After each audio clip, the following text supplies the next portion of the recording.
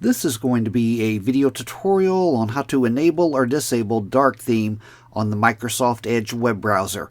I will be using a desktop PC for this. Let me jump over to my browser here.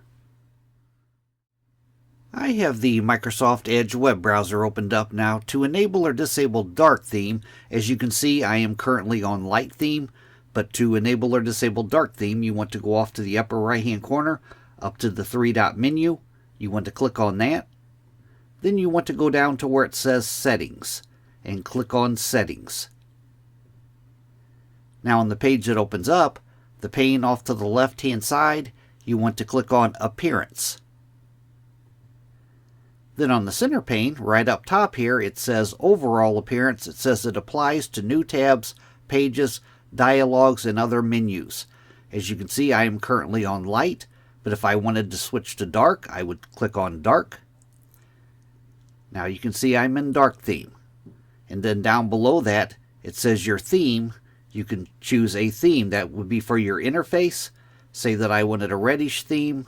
See, now my interface is a reddish color. But if you want a dark theme, you would click on either dark or stormy. I'm going to click on dark.